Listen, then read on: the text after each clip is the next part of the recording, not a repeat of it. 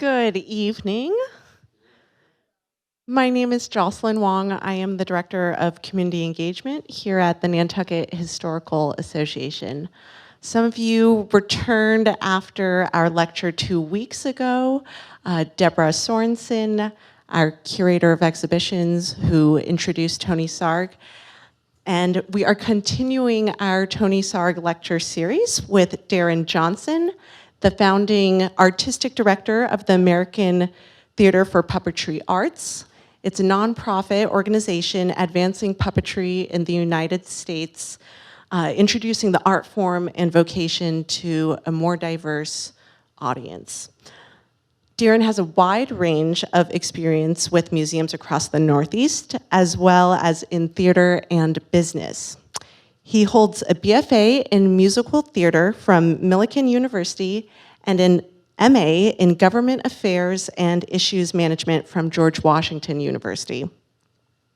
This evening, Darin will talk in depth about Tony Sarg's celebrated career as a creator, producer, and marketer of marionette theater in America.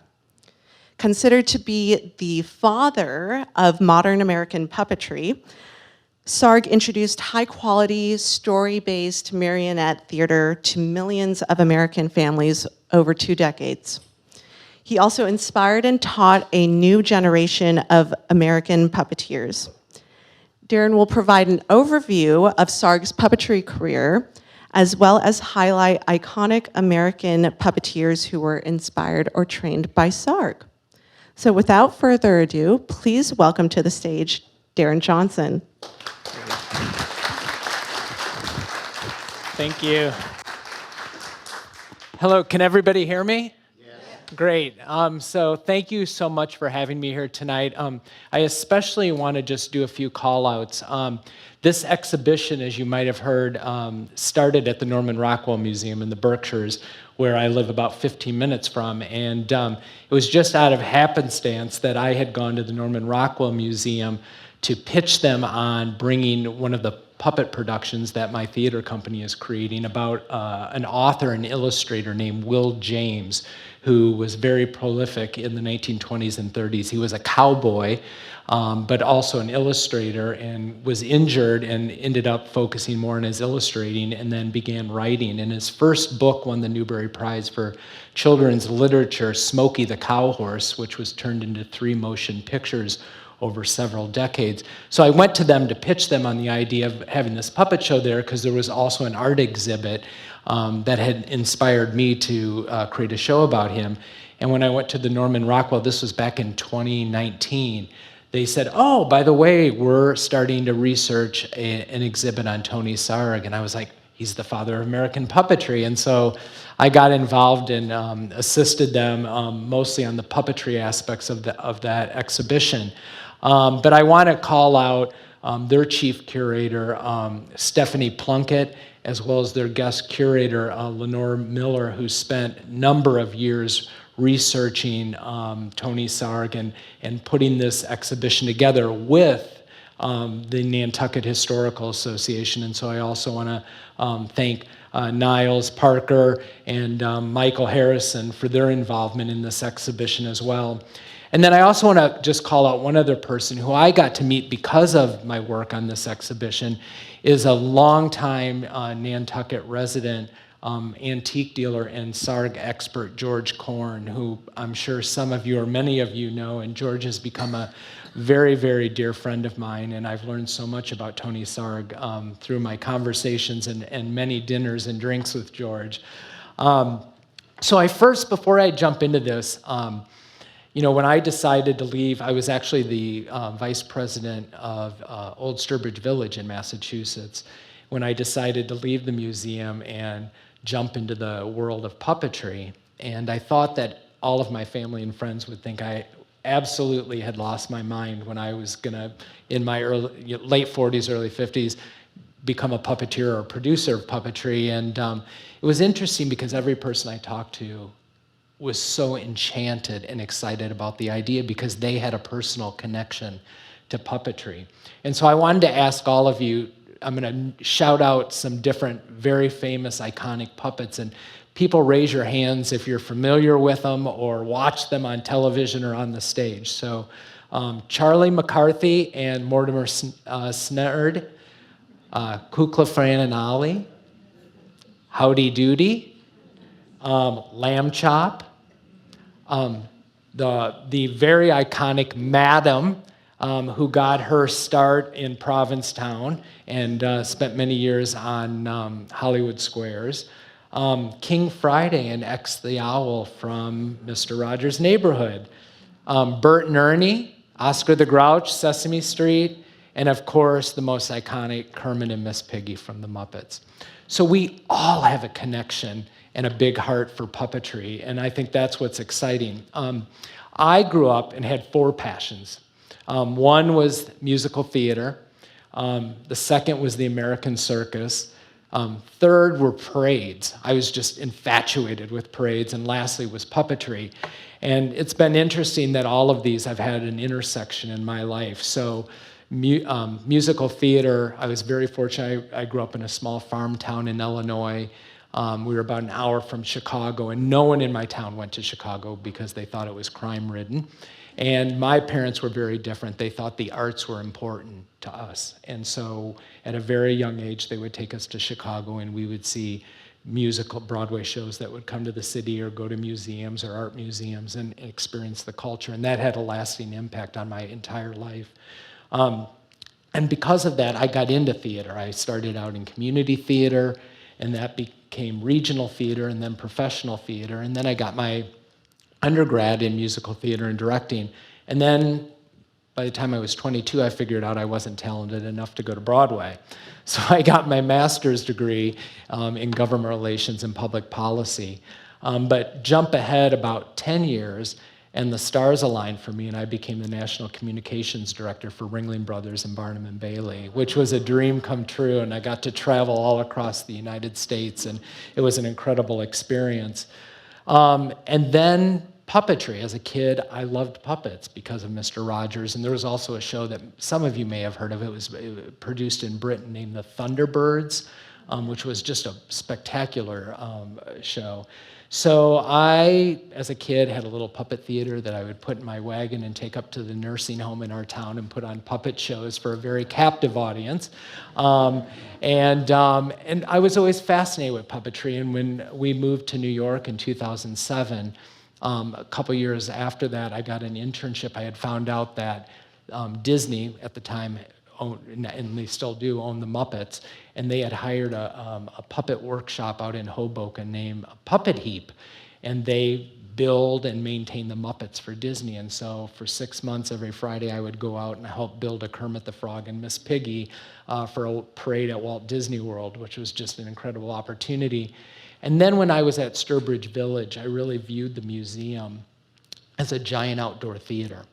And so while I was there, we created a number of theatrical experiences. We did at Halloween a very period immersive Sleepy Hollow production. We did a winter immersive historical dinner. We did a phantasmagoria also at Halloween. And then we had a river that ran through the museum. We produced Big River, the musical of Huckleberry Finn, and built a 300-seat amphitheater on the banks of the river. And at the end, Huck got on the raft and went down the river. But I also, while I was there, brought the National Marionette Theater there every Christmas, and we'd sell out in our theater, and also incorporated some puppetry into our Christmas program. And so that kind of reignited my love of puppetry and also theater, and so that's why I decided to leave the museum and start this theater company. And so just quickly, our mission is to create new, original, puppet-centric plays, musicals, and immersive experiences, mostly for adults or tweens, the Harry Potter age and above, not for little kids, because 95% of the puppetry that happens in America is for kids 3rd grade and below. But the other part of our mission is to celebrate the legacy of great American puppeteers, because unfortunately, so many of them are being forgotten. And so that's why I'm so excited to be a part of this exhibition, is because Tony Sarg is responsible for basically the next 150 years of puppetry in America. And so I'm excited to tell you a little bit about him. And so the way I want to start is, as Julie Andrews sings in The Sound of Music, let's start at the very beginning. And so I want to share with you the puppet experience that had kind of the biggest impression on me growing up.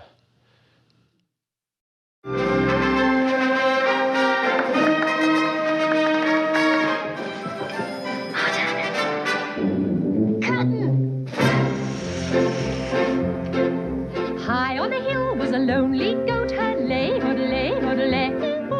Loud was the voice of the lonely goat herd, lay, hodelay, hodeloo. Folks in a town that was quite remote herd, lay, hodelay, hodelay. Lusty and clear from the goat herd's throat herd, lay, hodelay, hodeloo. Oh, oh, lady, oh, oh, oh, oh, lady, oh, lay. Oh, oh, lady, oh, lady, oh, lay.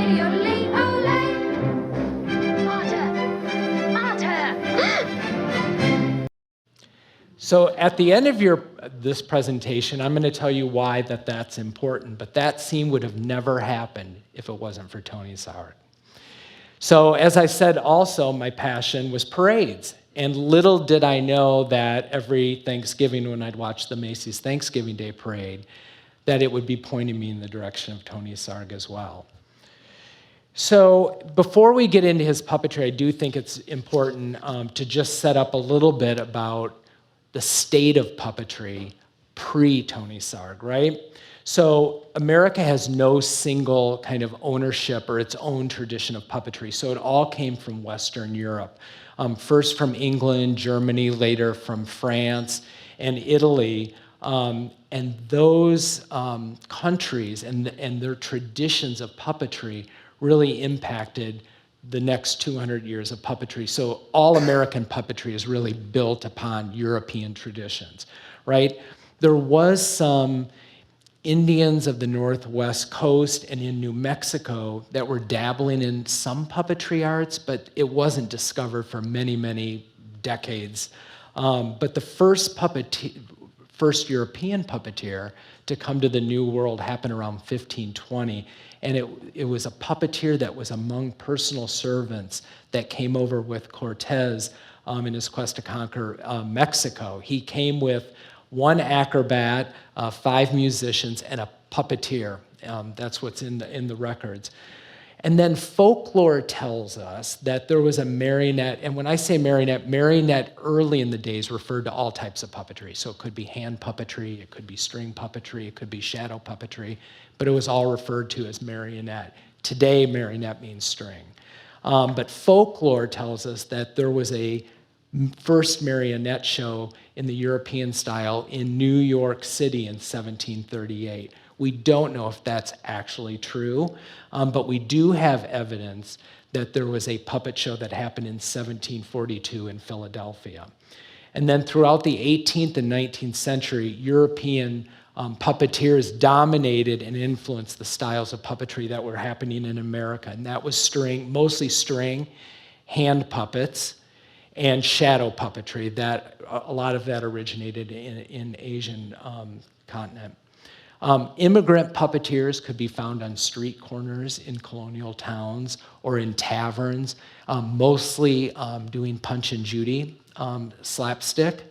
And then more established companies started coming to the United States. So we had the Bullock Royal Marionettes from Europe, the Walter Deves, Marvelous Mannequins, the original Holden mannequin. So the Holdens were a huge marionette family that had different siblings that had their different troupes that were traveling throughout England, Europe. Also, they'd go to Russia, they came to America.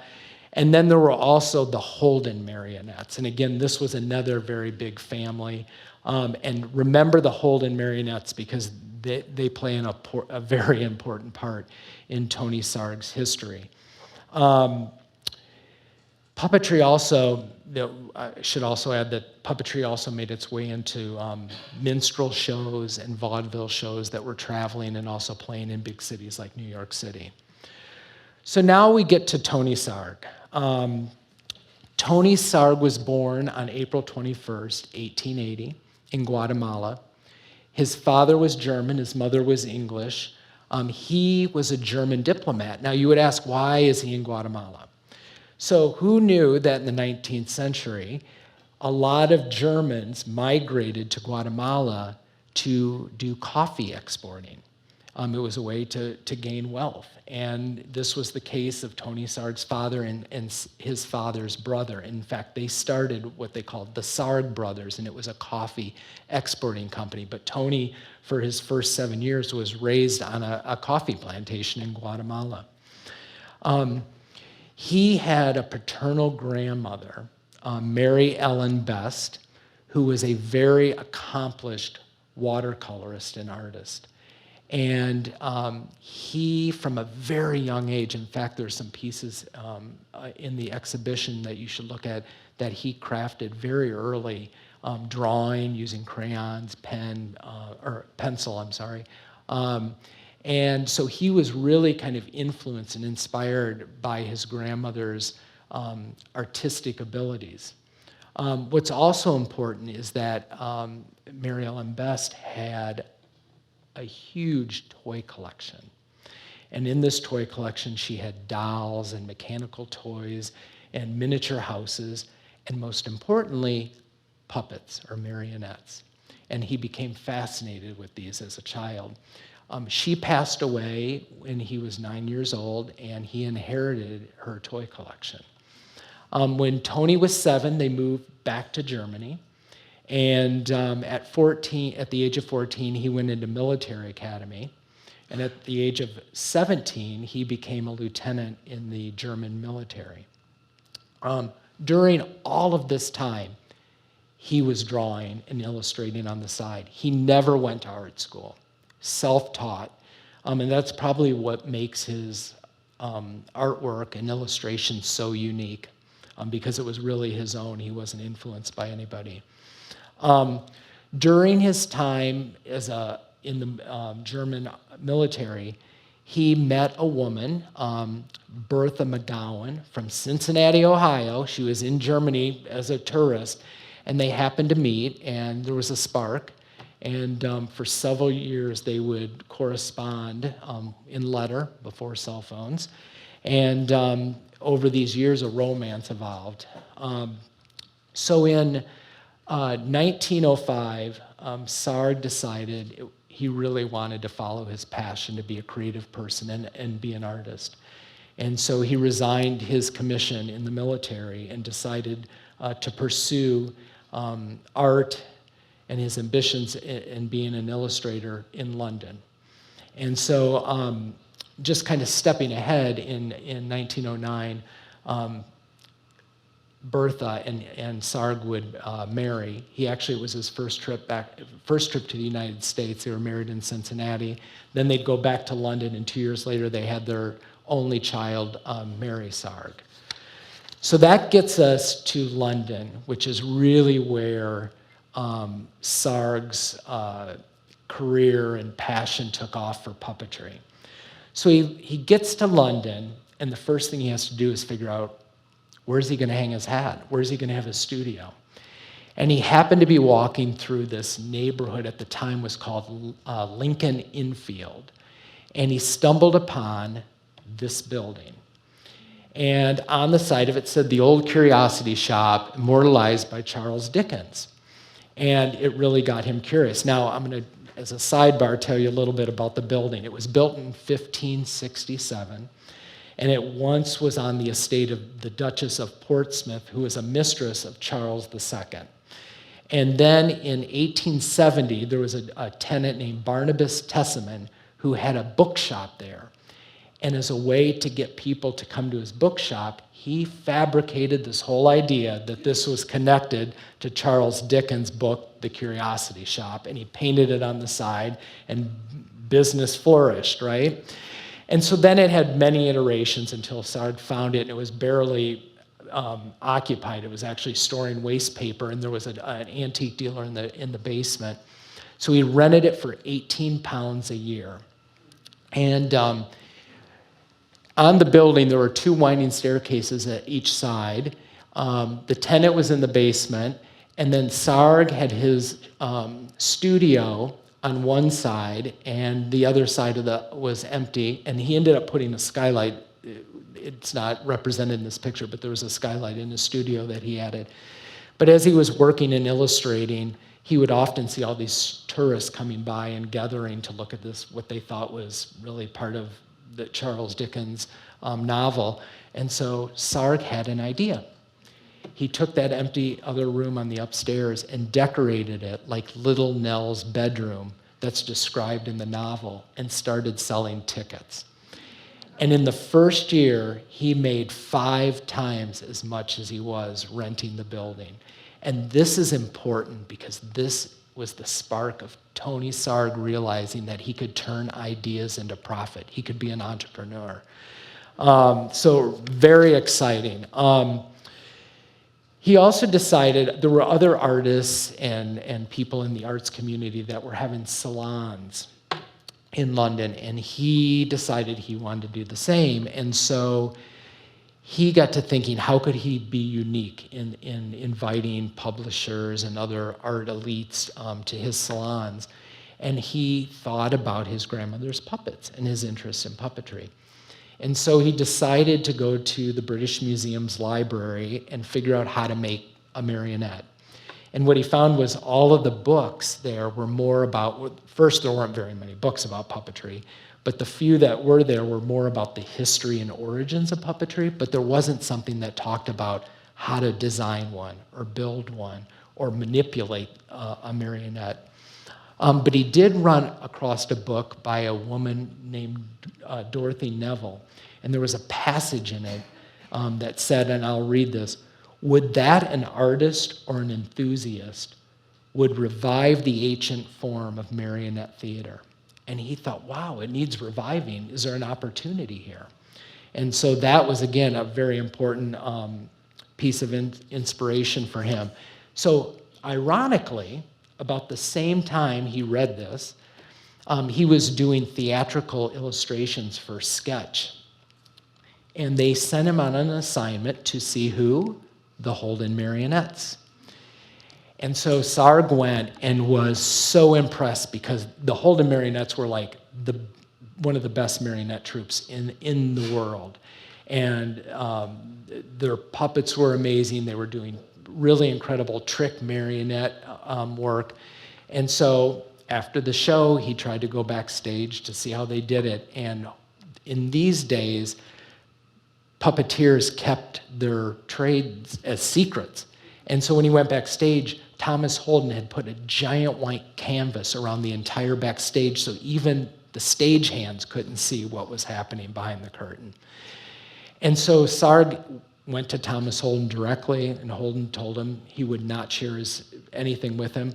Sarg tells a story, which I actually don't believe. He sometimes was a storyteller, that he actually got a job as a stagehand to try to see if he could see how Holden was creating his marionettes and operating them, and that Holden caught him and fired him. I don't think that that's entirely true. But what is true is that Sarg attended 50 shows of the Holden marionettes and would sit in the front row with his sketch pad and crank his neck up to see as much as he could and sketch how he thought that they were built and how they were being operated. And then he went back to his studio and really started experimenting. I actually forgot to show you a couple slides. So this is what Little Nell's bedroom looked like in the book. And the other cool thing is, 2 years ago when I went to London, the first thing I wanted to do was see the Curiosity Shop. And I got there and it was covered in scaffolding. And I thought, oh no, because it's now surrounded by the London School of Economics. And I thought they're tearing it down to build another modern building. And the good news is there was a deal cut on the building and they had to restore it. And so it just was finished. And so this is what it looks like today, which is incredible. For years, it was they sold shoes in the building, and it was really dilapidated. So they literally just finished this within the year, which is really exciting. So Sarg went back to the Curiosity Shop and started building and experimenting with builds of marionettes. And 2 important things happened. So most marionettes, for the provincial puppeteer, their bodies would be one solid block. And that didn't allow them to be flexible and move like a human being. And what Holden had done is create two pieces that were hinged in the middle, and it would allow the puppet to bend, sit, had more of a natural walking ability. And so Sarg figured that out, and actually his design creates a cone where it comes shallow in the middle. And so that was his first aha moment. But his biggest aha moment was marionettes up until that time mostly were controlled with strings, only a few strings, and they were two, almost like dowels, and they would have 3 or 4 strings on each side. Sarg wanted to have more strings so he could manipulate the puppet more, and so he created the airplane control, which is still used today in many shapes and forms, but this revolutionized how string marionettes would function. So Sarg's original control was able to perform with 24 strings. But these two things both happened in the Curiosity Shop. And then once he figured out how to build a marionette, he then created his first kind of what I call a short, cabaret short that he would perform in his salons. It was A Night in Delhi, which is pretty incredible. This is actually in the exhibition. He drew this of his very first marionette that he created. So we know the marionette's name was George. Doesn't exist anywhere, but at least we have that. That's in 1914. So he did these salons, and then unfortunately, World War I started to happen. And Sarg had, because he was becoming a prominent illustrator and cartoonist, he had been invited to be a part of a number of cultural societies and art clubs and art societies. And when the war started to happen, because of his German heritage and also that he had been a lieutenant in the German military, he started to be asked to leave some of these clubs and societies. And so he knew it was time to leave London. And so in 1914, he had Bertha, or he called her Bert. Bert and Mary went back to Cincinnati for a short time, and then Sarg in 1915 brought his family to New York City, and they established living there. And so again, place is very important to Sarg. And so when he got to New York, he had to figure out where his studio was going to be, and he picked the Flatiron Building, which at the time was known as the Fuller Building, but he had the very top floor and the very center window. That was his, we know from some descriptions of him talking about his office there that it was the triangle point of the Flatiron, which is also currently being restored. And so, let me just see where I'm at here. Oh, I do want to note, so while he worked in New York, Sarg and Bertha and Mary primarily lived in New Jersey in the winters. And then, as you know, starting in 1920, spent their summers in Nantucket and then purchased their house at 47 North Liberty Street, which is now number 3. They purchased that house in 1922 and had the home until shortly after Sarg died. Bertha sold it. He also did have apartments in New York because he was a workaholic, so he would oftentimes stay in his apartment in New York. So he had the studio in the Flatiron, and he decided that he also wanted to create these salons because they were so successful in London. So while he was at the Flatiron Building, that had regular businesses, but there were also lots of artists and cultural people that were working out of there, he met a very important person. And this was a gentleman by the name of Charles E. Searle, but everybody called him Matt. And he was, by trade, an architect, an illustrator, and a cabinet maker. And those are all the 3 things that you need to be a great puppeteer or creator of puppetry.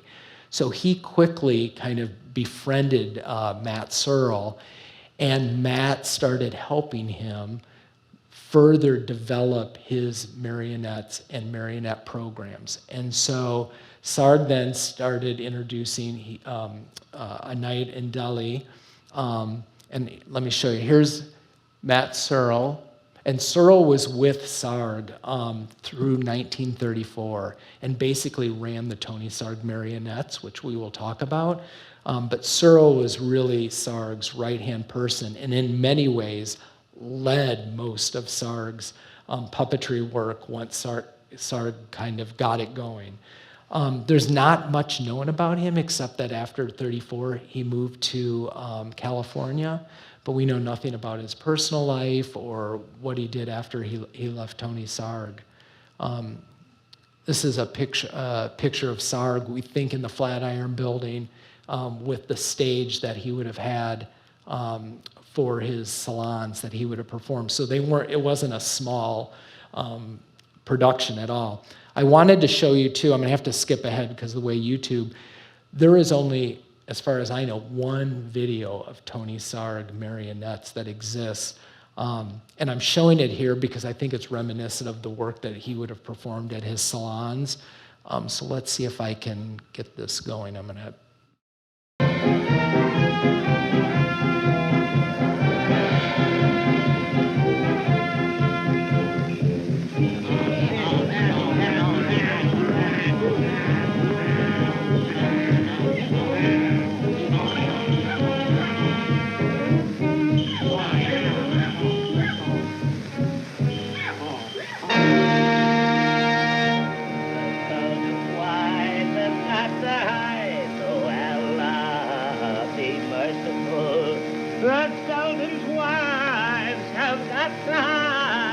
from eating anchovies and chives. Oh, Allah, be merciful. Oh, there will be woe when the Sultan from the war returns. The Sultan's wives will lose their lives from being advertently attacked in eyes. Oh, Allah, be merciful.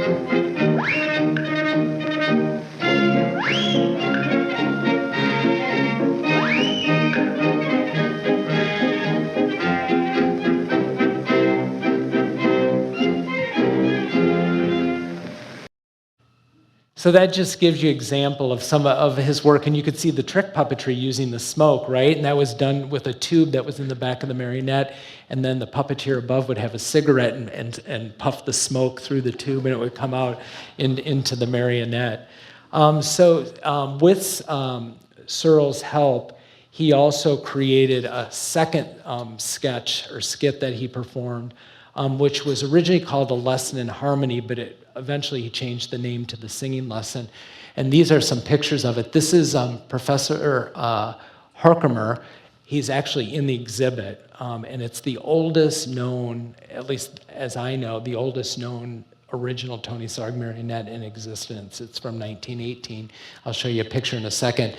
But the whole premise of this was that he gives a singing lesson to a woman. So the professor's character would open the top of the grand piano, he would spin around in his bench, he would turn the pages of his music, and then the woman that was singing, he had a balloon inside her chest, and again, the puppeteer would blow in and out, and so when she sang, you'd see her chest expand.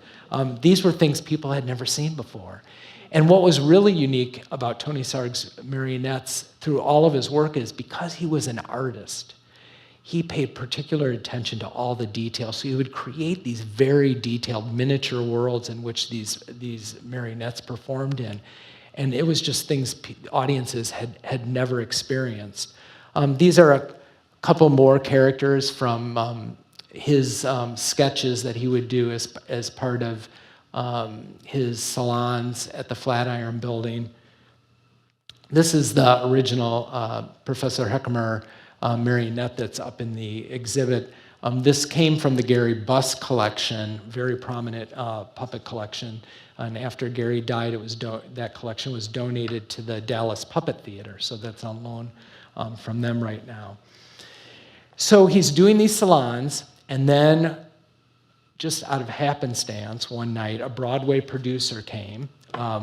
Winthrop Ames was his name, and he had been in negotiations to bring a German marionette company to the States to perform, and for whatever reason, it didn't work out. And he went to the salon and saw Tony's shows and said, could we create something together? And so he commissioned Sarg to create a triple bill. So there were 3 different shorts. It was performed at the Neighborhood Playhouse on East 54th Street. The theater is still there. What's important about that production is up until then, all of Tony Sarg's marionettes had been about 24 inches tall. But because they were moving to a bigger theater space, Ames insisted that everything be enlarged. So for this production, the marionette sizes increased to 3 feet, which meant the stage had to be increased, the sets had to be increased, the props had to be increased. And so it became very expensive. And on top of this, they had puppeteers manipulating the strings, but then they had separate actors standing next to them on the bridge above doing the lines. So 1, it was crowded up there, but 2, it was basically having 2 casts. So they got rave reviews for the show. It was very popular. It ran for a couple weeks, but it could not transfer to Broadway or tour because it was just too expensive. So the show never went anywhere. But Ames was very impressed with Sarg, and so he asked him to create another production that would go to Broadway. And so what happened, by the way, this is the Neighborhood Playhouse on the east side. So Sarg decided he had heard about a woman in Chicago, Ellen von Valkenburg, who was running the Chicago Little Theater. And she was a real dramatist and director and very serious theater person who was dabbling a little bit in puppetry. So he asked if she would come to New York and collaborate on The Rose and the Ring. And this was a game-changing moment for Sarg because he realized that instead of doing these very small sketches that were really about featuring tricks and spectacles that the puppets could do, is that he really understood the importance of having story and a story arc, but also how important it was to train the puppeteers, to train the actors. She really it became a more serious endeavor, I think, for Tony. So for this production, because he wanted to make money and he wanted to be successful, they actually made the marionettes 18 inches tall. And the puppeteers were also the voices, and they spent a great deal of time in the training. It ran for 3 weeks in April of 1919 at the Punch and Judy Theater in New York, no longer standing. And this would be the last time that Tony Sarg would actually be a puppeteer in one of his productions. So then the show closed, and they decided to create another production, which was Rip Van Winkle. Actually, I have a couple things here. This is an original. Actually, I bought a book because I was like, I've never read The Rose and the Ring. This is coincidence. Bought a book at an old bookstore in New York City, got the book, opened it up, and there was an original playbill from The Rose and the Ring at the Punch and Judy inside the book, which was amazing. So that's also in the exhibition here. And these are a few photos from that production.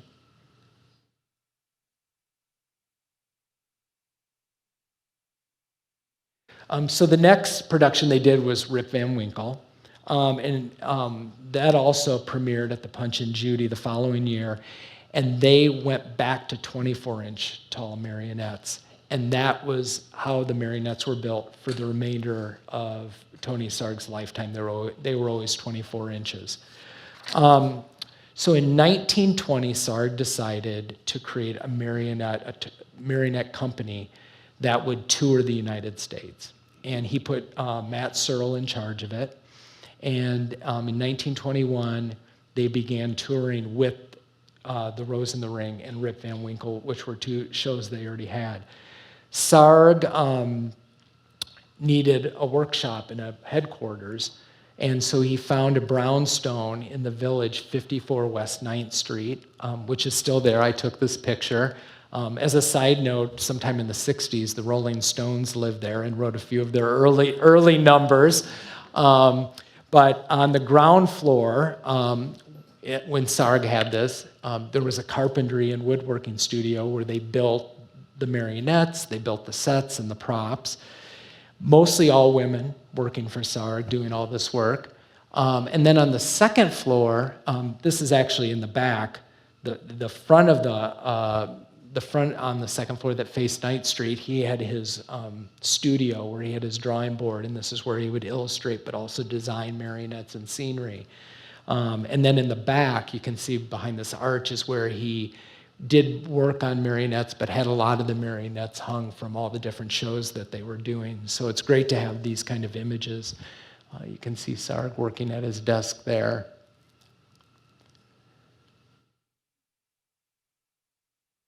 So the touring company, what I want to share is that they, kind of the schedule for each, so they would do a new marionette production each year, mostly. Sometimes they'd have a 2-year run.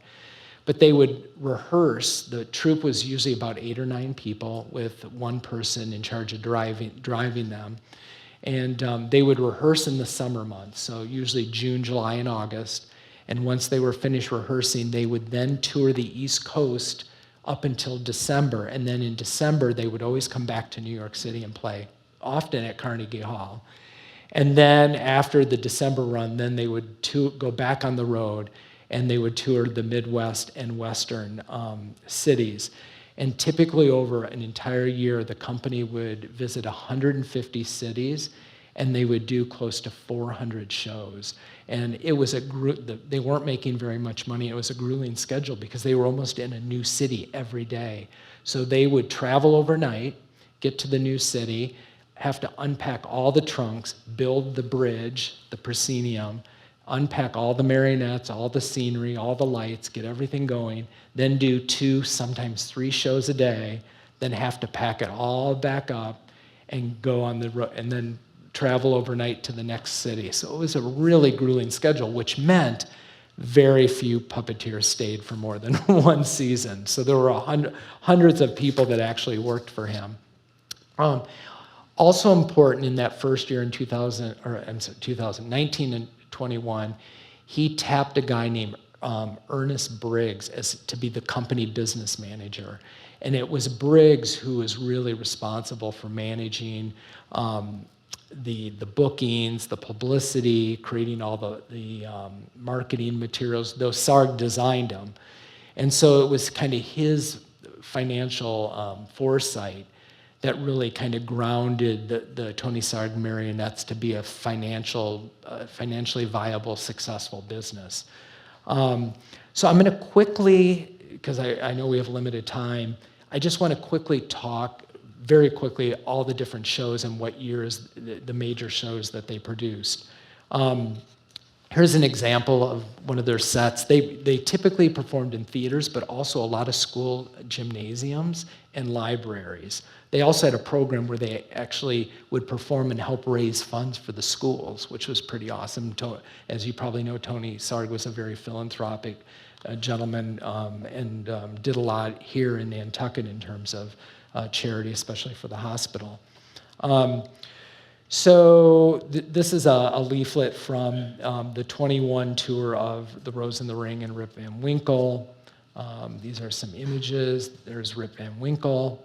This is a character from Rip Van Winkle that's in the exhibition.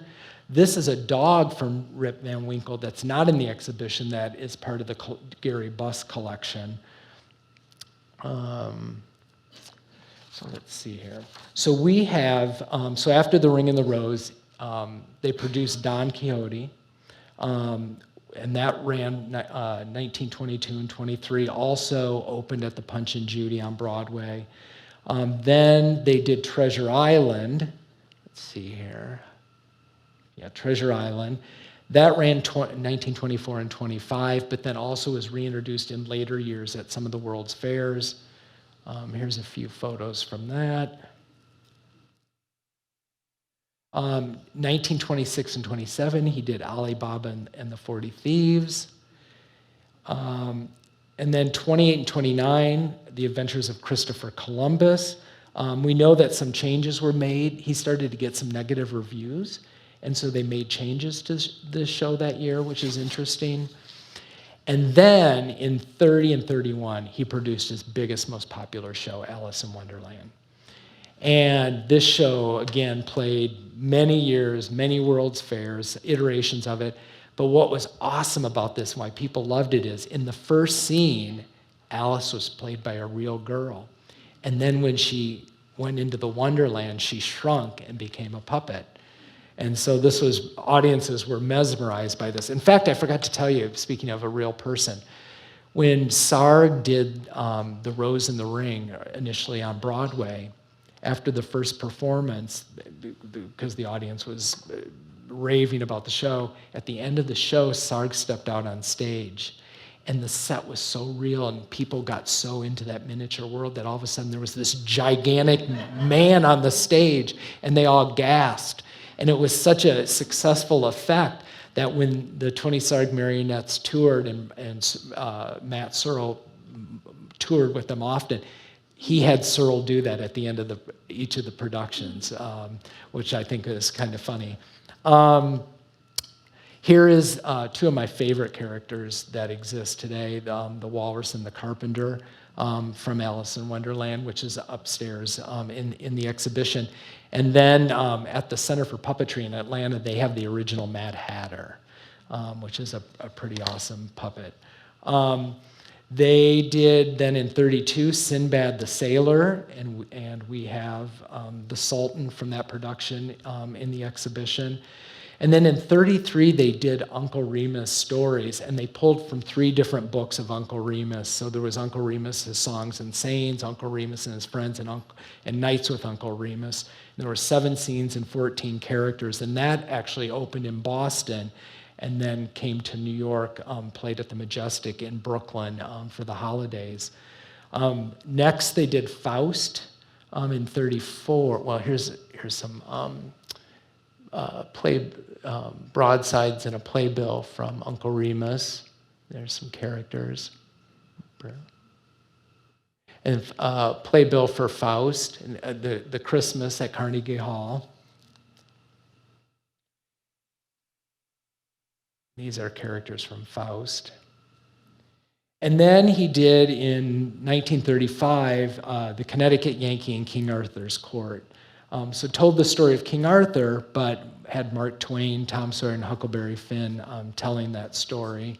A few slides from that production. Here's actually King Arthur, who's in the exhibition. Next, 37 was Robinson Crusoe. And then the last production, so 1939, they did Robin Hood. And they actually had 2 casts, 2 sets of puppeteers going out on the road with the show. So there were 2 sets of marionettes made. And unfortunately, during that run, Sarg went into bankruptcy. It's thought that the Depression caught up with him, but he had also banked a lot of his own money on selling merchandise at the 1939 World's Fair. And it probably didn't pan out like he wanted. So he ended up filing bankruptcy. He owed $25,000, I think, on his apartment in Greenwich Village. He was so broke at the time that he couldn't pay the puppeteers their final paychecks, and so they gave the puppeteers the marionettes as payment. And that's probably why we have so many of the Robin Hood marionettes. That there's a whole set that the Detroit Art Museum has, and then there's this set that's in the exhibition, which you'll see upstairs, that it was part of the Cook collection, which now belongs to the Northwest Puppetry Center up by Seattle. He also, Sarg did a number of variety shows. There was a night in Greenwich Village that we know ran in numerous places. There were a couple of other variety shows. But I want to also touch on his time at the World's Fairs. So the 1933 Chicago Century of Progress was like the pinnacle of Tony Sarg's career. So at the fair, he had 3 different puppetry performances going on. So he was doing Alice in Wonderland in a children's, I think it was called Imagination Island or something like that. That was all a children's area at the fair, and they were doing Alice in Wonderland. Then there was the Streets of Paris section, and he was doing a piece called Venus on the Half Shell, and this was an adult only. It featured a nude woman and marionette fish that were miniaturized using lenses, these glass lenses that people would look through. But the largest presence that Sarg had was the A&P Carnival, and A&P was a grocery store in the Midwest. And they built, right next to the Streets of Paris, they built a 3,000-seat amphitheater that featured Tony Sarg marionettes.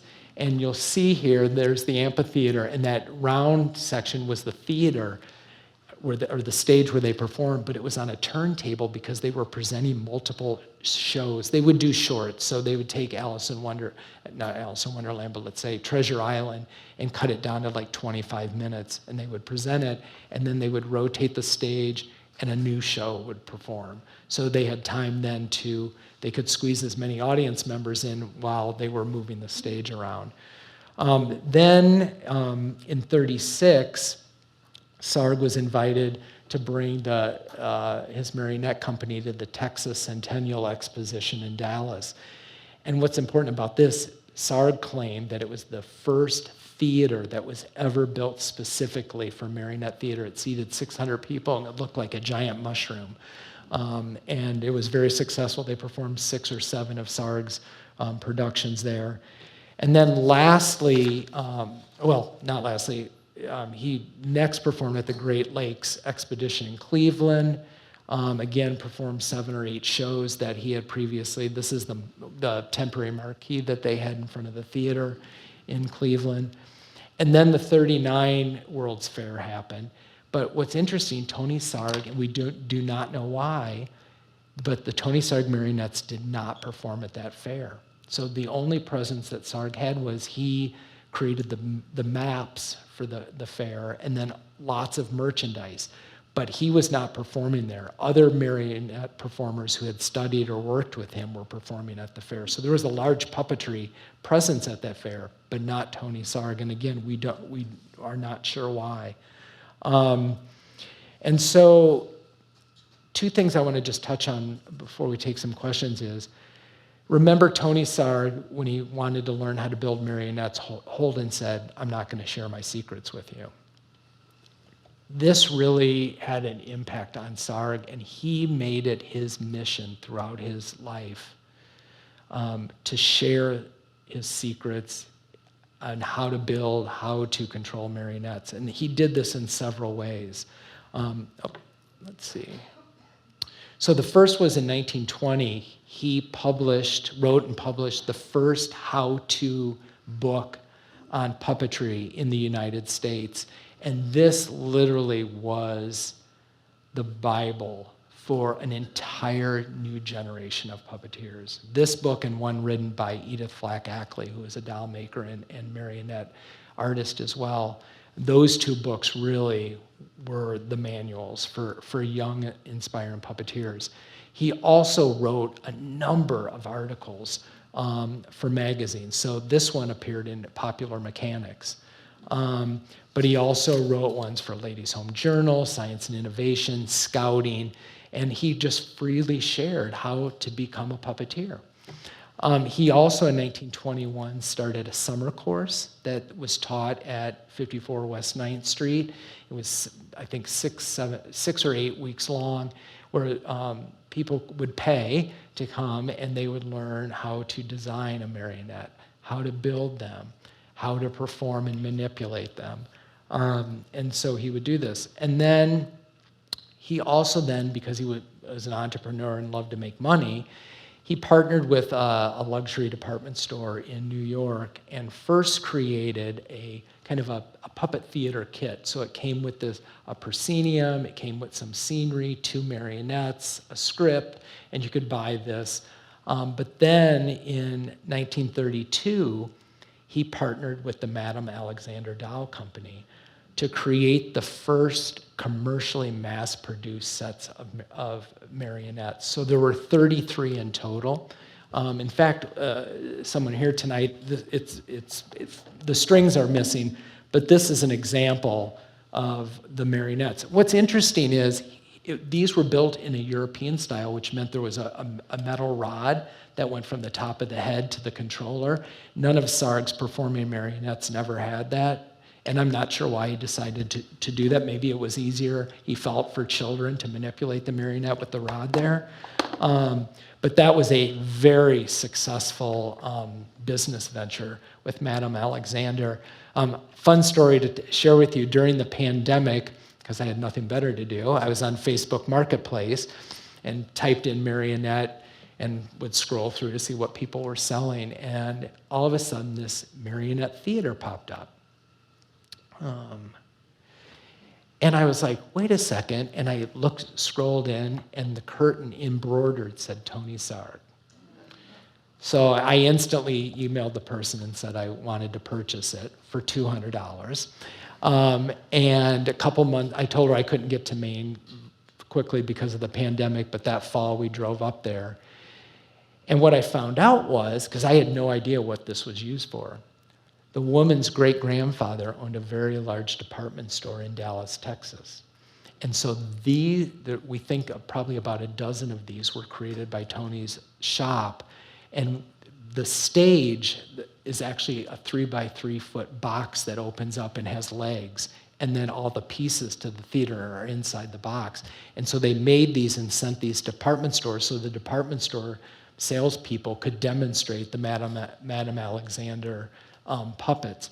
And the NHA has one of the curtains in their collection, but this is probably the only full marionette theater there is. And inside the box were 8 hand-painted backdrops. So I feel very blessed, and someday the NHA will get this.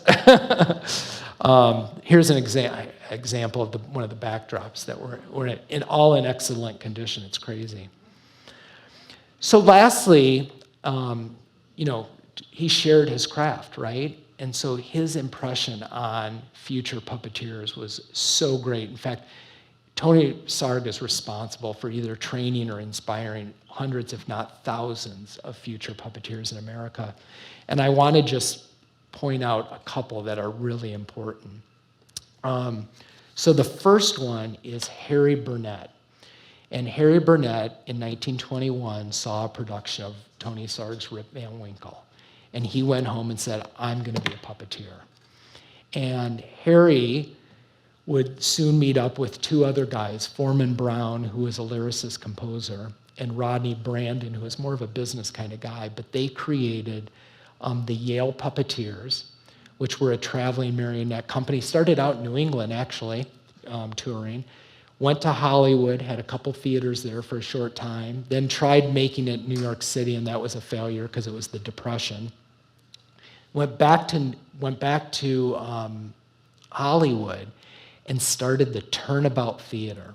And the Turnabout Theater was open from 1941 to 56 and was the toast of Hollywood. The celebrities all went there, and Harry Burnett was super smart because he would make marionettes that looked like different celebrities, and then he would invite them to the shows, right?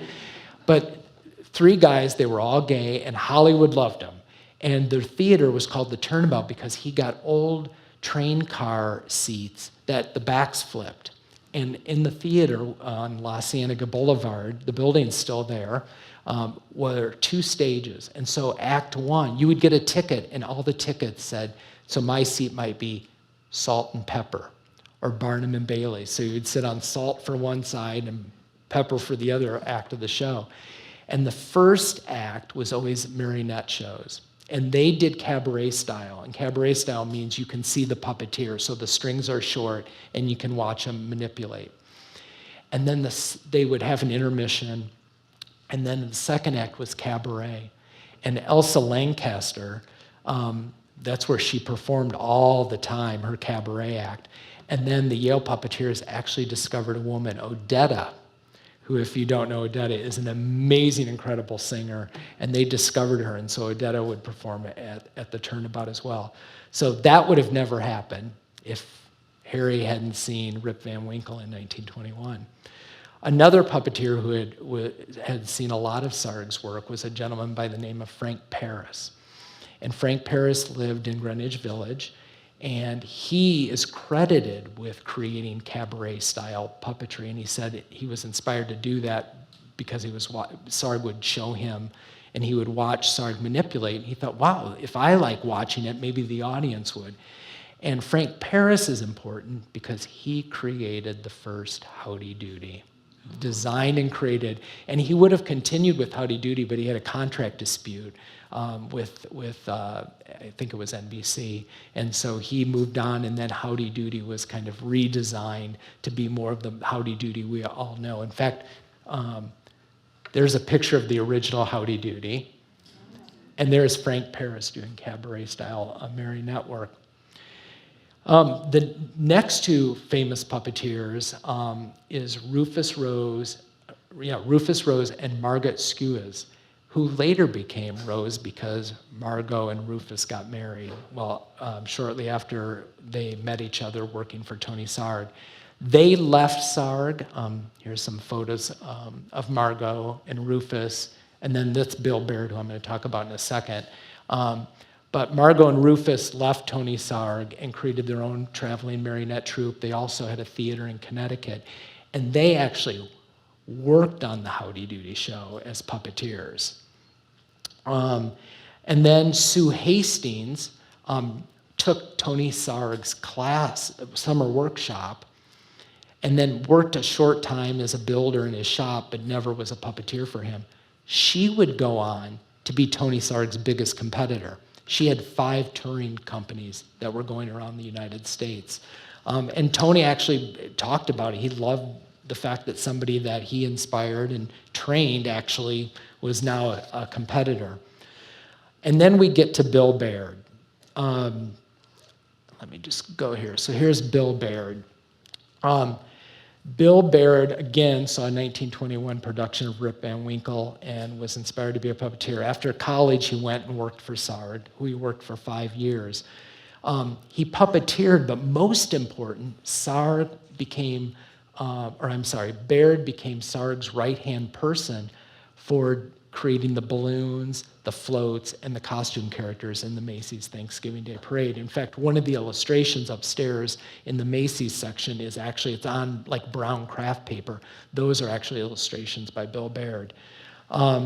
Baird left and established his own marionette, the Bill Baird Marionettes, and he opened a theater on 59 Barrow Street in the Village that was open for about 15 years and put on the most, Baird would hire Broadway composers and directors to do his shows, and his puppets were just beautiful.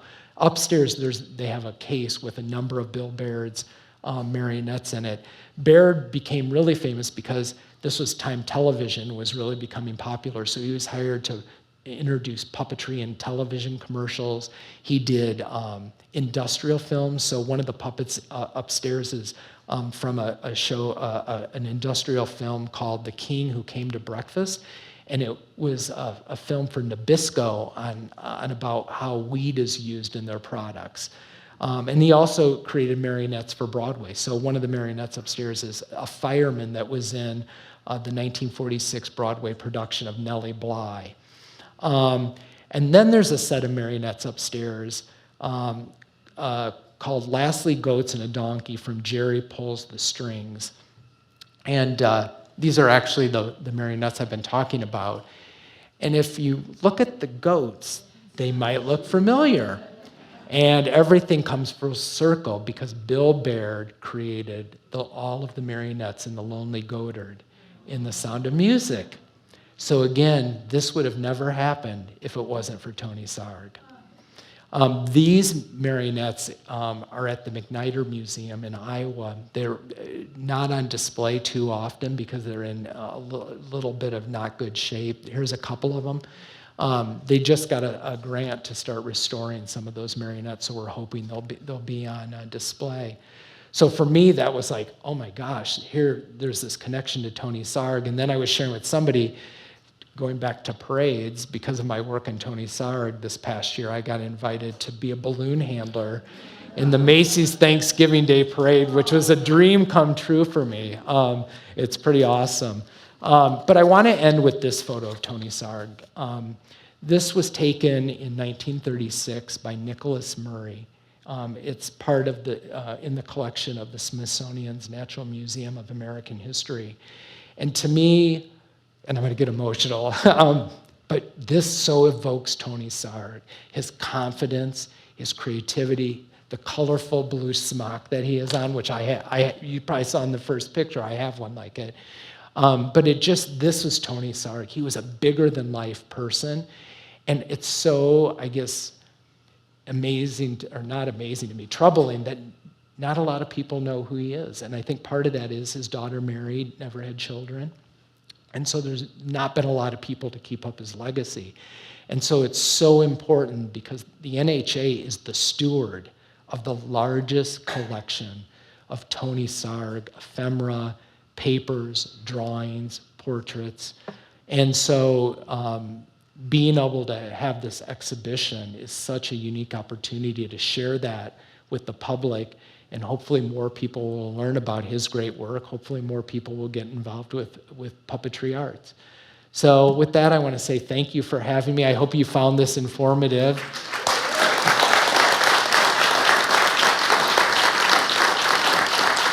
Thank you.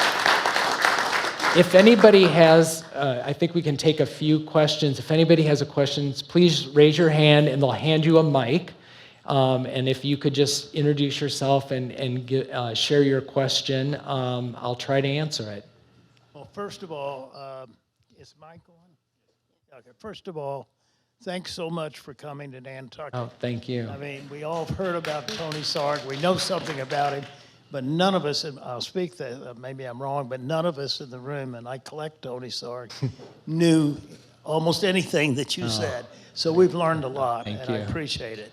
A question is, he did have a shop of his whimsicals here on Nantucket. I think it was on Main Street, it might have been on Center, but one of our artists in the 30s painted a really good painting of it. And Tony Sarg, I always looked at Calder, the artist, as a child in a man's body. And that's what I think him. I don't think he ever grew up with his creations. He was a child, and that way he did even a special work that appealed not just to children, but to adults too. So did he do any puppetry on Nantucket? Did he sell puppets in the shop? I don't know. So I actually don't know the answer to that question. I have not seen anything where he sold puppets. He may have sold the Madame Alexander once they created them in some of the shops. So folks know he called them sometimes the Tony Sarg shop. He also called them a curiosity shop based on having the curiosity shop in London. There were 4 places where he had shops. So Nantucket, and there were 3 locations. The last location was at 47 Easy Street, which is a building that the town's trying to take and hopefully not demolish, because it has lots of Tony Sarg history. But he also had shops in New York, several different shops in New York, Marblehead, Massachusetts, and we don't know a lot about that shop. And then he had a shop in Nantucket, in New Hope, Pennsylvania. And that shop actually was in existence until the early 70s. George Korn actually talks about going to visit that shop. And so Mary kept it going after Sarg died, and then eventually it was sold, and whoever bought it kept it as a Sarg shop. Yeah. But in terms of what you said about children, I mean, Sarg had a very special connection and understanding of children. I think he was a child at heart. He wrote a book that said, for children, called 6 to 60. And I think that's his view. He wanted everybody to not ever lose that childlike spirit. Well, I wrote the chapter in the book that's for sale in the, in fact, I should tell everybody about that. We, as part of the exhibition at the Norman Rockwell Museum, we actually wrote probably the most comprehensive book on Sarg. And I was fortunate enough to write the chapter on puppetry, but this is available in the gift shop, and it is the go. In fact, there was a gentleman in Washington, D.C., who was going to write a book on Tony Sarg, and I sent this to him as a gift, and he's like, well, I guess I'm not writing the book anymore.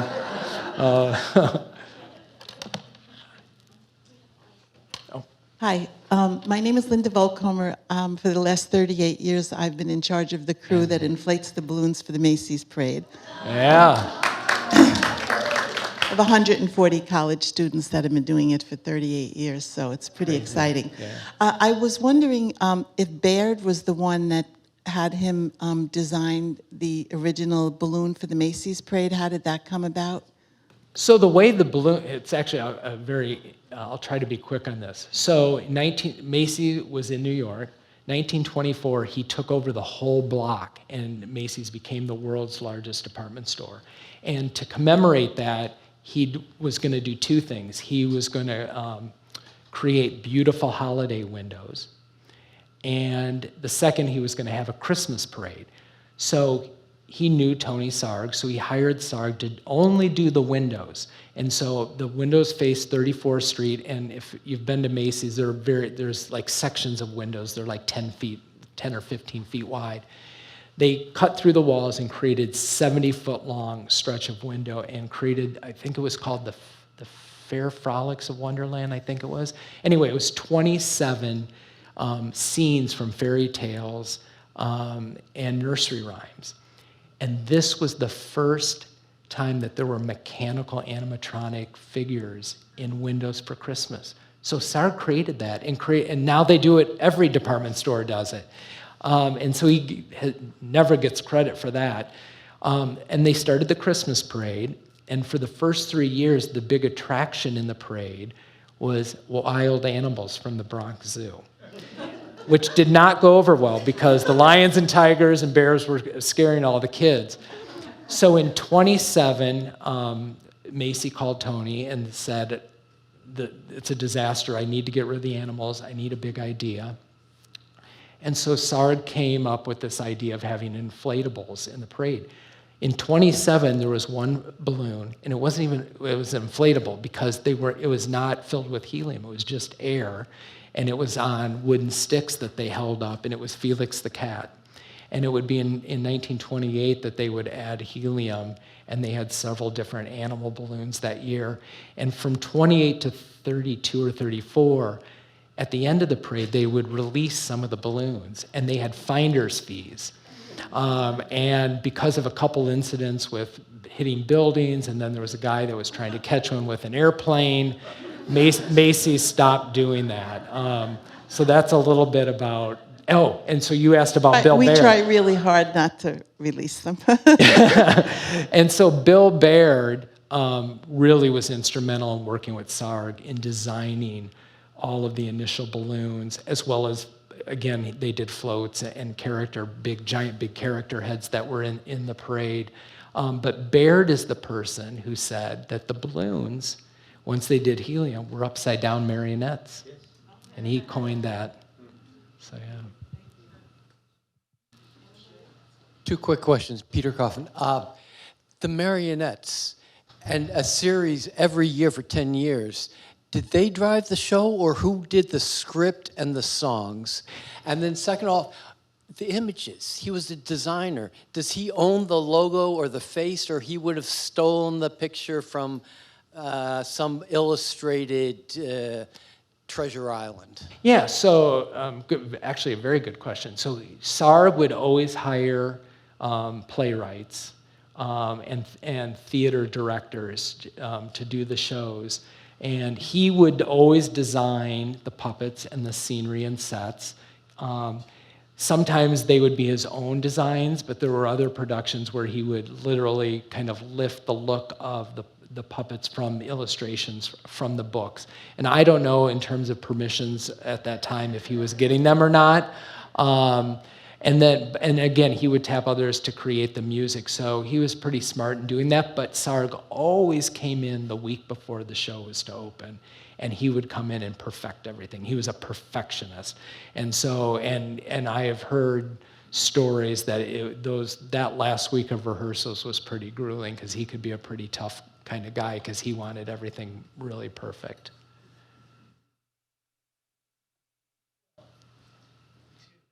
Here's the mic for you. Thank you.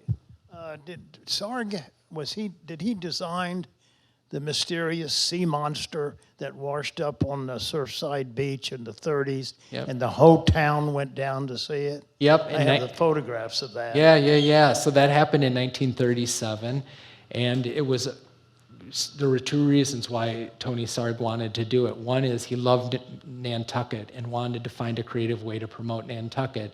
But more importantly, he had the Tony Sarg shop and wanted to promote the shop to make money. And so in early August of that year, he had gone into cahoots with a couple of fishermen who agreed to go to the local newspaper and say that they had seen a sea monster out there. And so it happened, there were two specific fishermen over 2 days went and told the local papers, and ended up getting picked up on the wires. And then over the next week or two, his daughter Mary and some of her friends in the middle of the night would go out with this giant die cut and create giant footprints in the sand. And then on August 19th of 1937, they inflated this giant sea monster balloon, and you could see it. There's pictures upstairs. You could see it floating in the water, and then they brought it onto the beach, and kind of the big joke was revealed that it wasn't a real sea monster, but it got huge national press. And that happened in August, and they took the balloon, because it was black and dark looking, they did some repainting on it, and in 1937, the only year it appeared in the Macy's Thanksgiving Day Parade, is a helium balloon going in the parade. So yeah. Oh.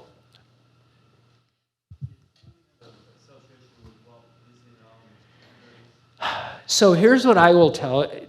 I don't know the answer to that question, but here's what I will tell you. Walt Disney, I think, was inspired by Tony Sarg. For example, Tony Sarg created a series of animations starting in 1920 that use not, typical animation, you draw each movement. So they're sheet after sheet after sheet. He, because he knew puppetry, used shadow puppets that are on hinges. So they would move the hinge, photograph it, move the hinge. And so they were able to make this animation very fast. And so they're called Tony Sarg's almanacs. I think they made like 23 of them over a couple of years. But he was making these 3 years before Walt Disney made his first animation. So I think Tony Sarg had a huge influence on Walt Disney. Yeah.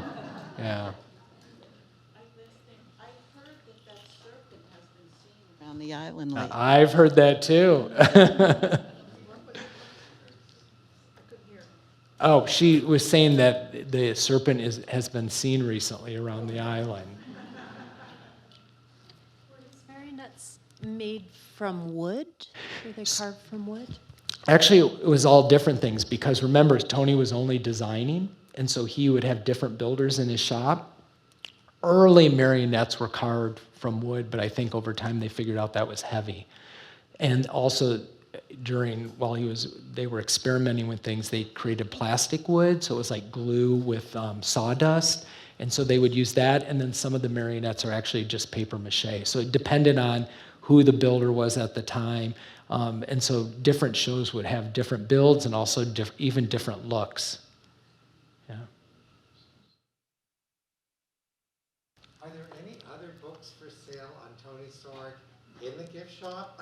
I know that they designed, the NHA did a book that features three kind of reproducing three of Tony's books for children that they've put in. Nantucket Adventures, yes. So yeah. And there must be other things associated with Tony. Great. Last question. Do you think that there's any, that Tony Sarg had any influence on Dr. Seuss? That I don't know the answer to that. But I find that the spirit, Absolutely.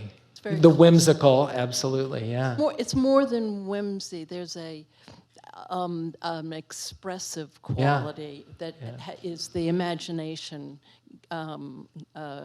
walking off on its own. I agree, and I mean, his impression on so many people is you can't even measure it. And the other thing I think is interesting about Tony Sarg is he was so smart. He understood branding because everything he did was Tony Sarg's book, Tony Sarg's Marionettes, Tony Sarg, Map of the World's Fair by Tony Sarg. And so he was really ahead of his time in terms of understanding the strength of a brand. Yeah. So thank you so much. Appreciate your time. And if you haven't seen the exhibition, definitely make time this summer to go up there and explore. So thank you so much.